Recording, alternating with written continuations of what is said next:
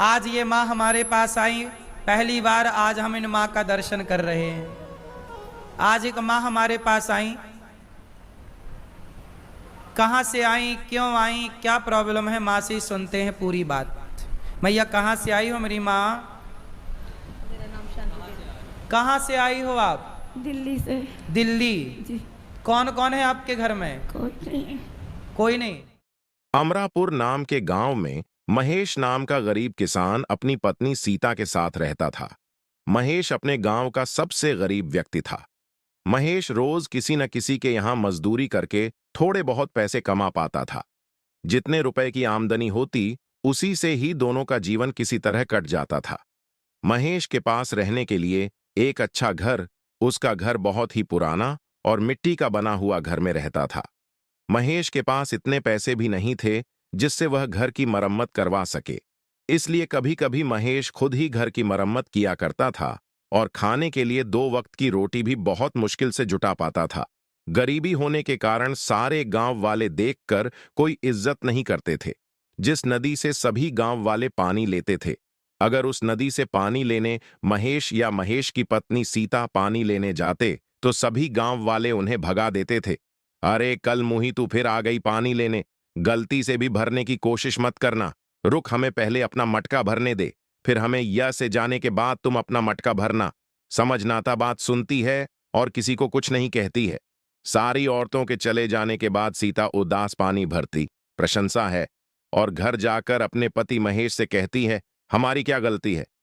जो गांव वाले हमारे साथ ऐसा बर्ताव करते हैं, क्या गरीब होना गुनाह है? बुरा नहीं किया रे।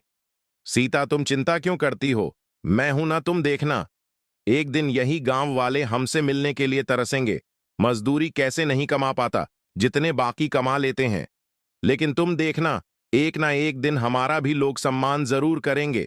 महेश मेहनती होने के साथ भी बहुत अच्छा इंसान था। वह कभी किसी के साथ बेईमानी नहीं करता था। यही उसकी बड़ी खूबी। संगीत थी।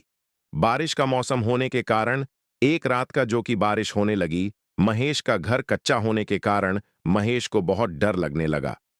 तूफान के साथ अर के छूना जाए सीता। बाहर बहुत जोरों की तूफान के साथ साथ बारिश हो रही है। मुझे लगता है हमारे घर नहीं। जी, मैं बोल रही थी, हमारे पास जो भी जरूरी सामान है ना, उसे हम एक घड़े में भरकर आपके भैया रामलाल। तुम सही बोल रही हो। चलो जल्दी जल्दी हमारी जरूरत के सामान को बोरे में भर दिया। महेश और उसकी पत्नी कुछ चेक बोरे में भरकर कुछ दूर अपने भाई के घर जाने लगते हैं। महेश के भाई का घर पक्का मकान था। भैया, अरे ओ भैया, दरवाजा खोलो, कुछ काम है, क्या हुआ? आए हो भाई? तुम्हें मेरे घर का हाल तो पता ही है, सारा सामान पानी में भीग ना जाए, इसलिए मैं कुछ अपना जोरी सामान तुम्हारे घर में रखना चाहता हूं। क्या तुम्हारा सामान मेरे घर पर ही तुम जाओ, अपने घर में ही रहो। का भाई अपने घर के अंदर चला गया। महेश और सीता दोनों दुखी होकर अपने घर लौट जाते हैं। दोनों पूरी रात अपने सामान की रात भर नहीं सोते हैं। सुबह हुई, अब तक बारिश बंद हो चुकी थी। अब ऐसी बरसात के मौसम में महेश को एक भी काम नहीं मिल पा रहा। कुछ महीने इसी तरह गुजर गए।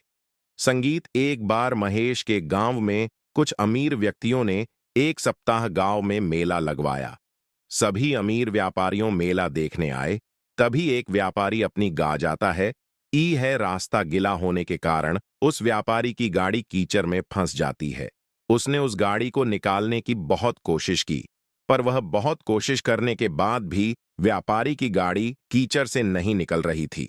सब बारिश भी बहुत तेज हो रही थी। अरे री, गाड़ी को फंसना था क्या? ऊपर से इतनी जोरों की बारिश हो रही है। तभी उससे कुछ वाले गुजर रहे थे। व्यापारी ने उनसे मदद मांगी। अरे भाइयों,